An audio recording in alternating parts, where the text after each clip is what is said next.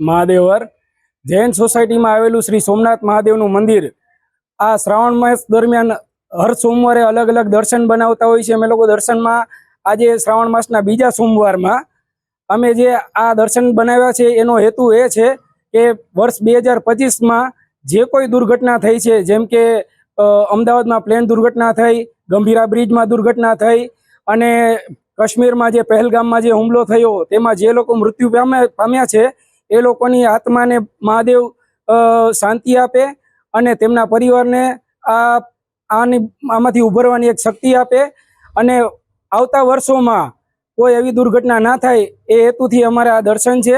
અને મહાદેવને અમે પ્રાર્થના કરી છે જે લોકો આમાં મૃત્યુ પામ્યા છે એ લોકોની આત્માને દિવ્ય શાંતિ મળે અને બસ આગળ આવી કોઈ દુર્ઘટના હવે ન થાય એ હેતુથી અમે લોકોએ આ દર્શન બનાવ્યા છે। અમારા સોમનાથ મંદિર ગ્રુપના તમામ મેમ્બરનો આમાં ખૂબ સપોર્ટ છે।